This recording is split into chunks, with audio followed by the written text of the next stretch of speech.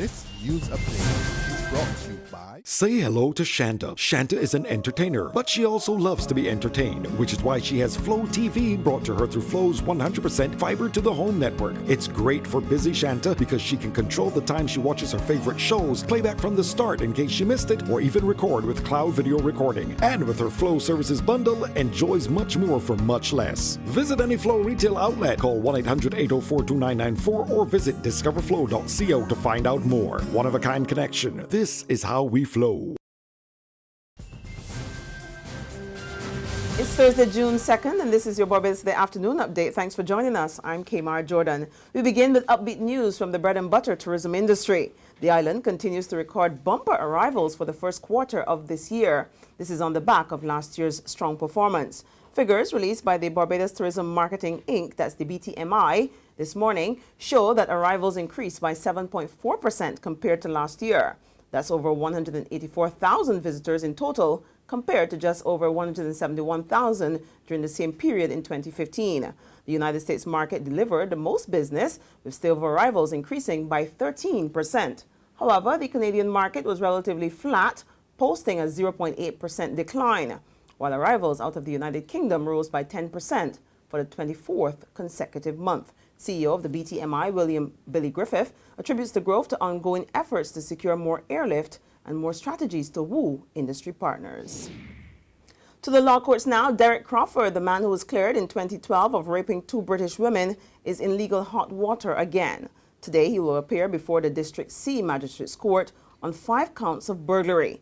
51-year-old Crawford of Bay Street, St. Michael, is accused of stealing from several hotels between May 3rd and May 21st.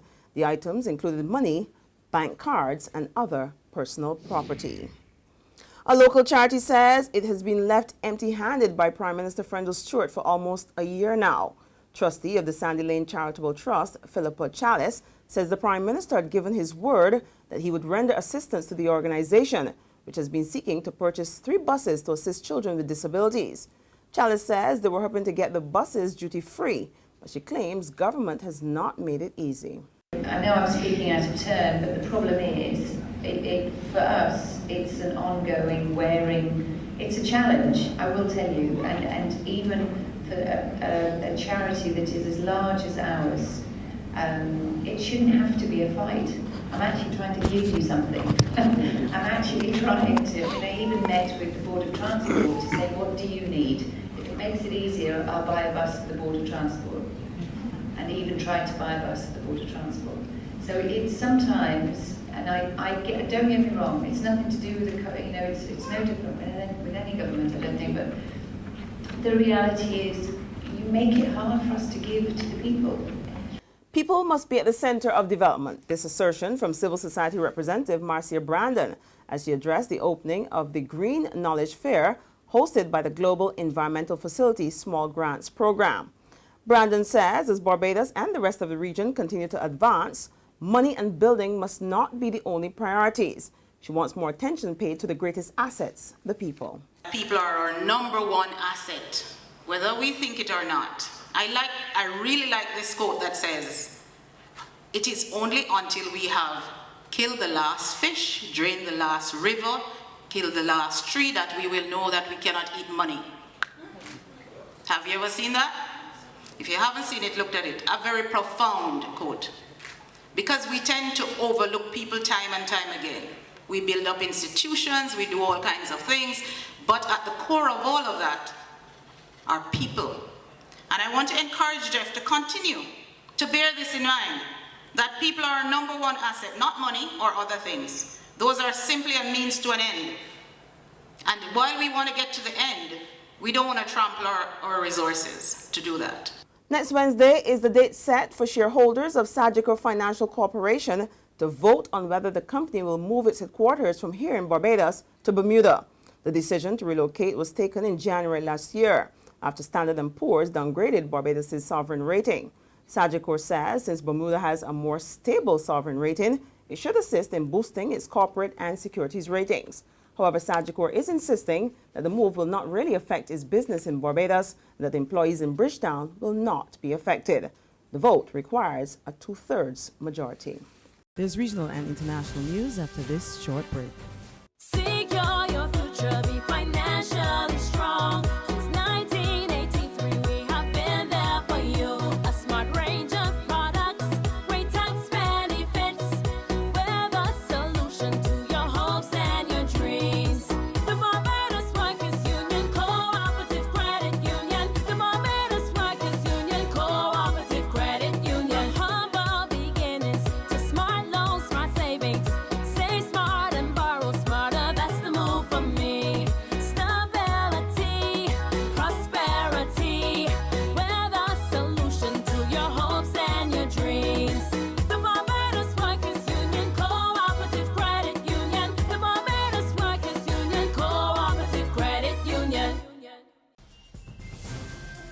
Continuing with regional developments now, the Caribbean Tourism Organization is partnering with the West Indian American Day Carnival Association to promote the cultural ties between the region and the Caribbean diaspora in New York.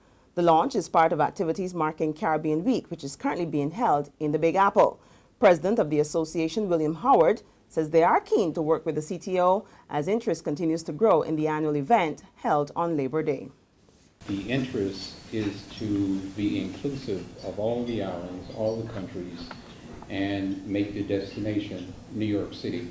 So we invite you to come to this carnival this year and see what a remarkable inclusion of people from all over the Caribbean. And this year, for the first time, we have a band from French Guiana, and the French are now beginning to pay attention to the carnival, and hopefully the United States government will pay some attention to the carnival and it's in their particular interests. CTO Chairman, Barbados' Tourism Minister Richard Seeley is on board with the initiative, and he says the Diaspora has an important role to play in promoting the Caribbean brand. We have a wide range of members in the Caribbean Tourism Organization, of course. There's the French-speaking Caribbean. Interesting to hear you have bands now coming from even French Guiana. That's good news.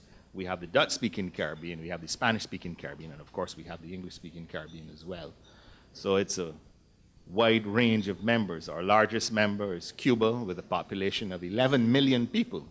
And our smallest member, St. Eustatius, is a Dutch protectorate with just over 3,000 people. So it is a wide range of members. And the work that the diaspora is doing is essential for developing this very important industry. On the world scene, tragedy strikes in Syria. A bomb exploded near a mosque, killing and wounding a number of people. Eyewitnesses say scores had just ended their daily prayers when the incident occurred. Rescue workers and emergency personnel have descended on the bloody scene. The death toll is still not known. Officials have, however, labeled the incident a terrorist attack. And on that sad note, we end this afternoon update. But for more news and sports, you can log on to our website at www.barbadostoday.bb. You can also subscribe to our e-paper or email updates, or you can like us on Facebook. And if you're moving around Barbados this afternoon, you can check us out on Izumi Media in a bus terminal, or Screenplay in a supermarket or a gas station near you. We're also on Channel 99, that's Flo TV, or Mix 96.9 FM. I'm Kamar Jordan. Have a fabulous afternoon, and we'll see you back here around 6 o'clock this evening.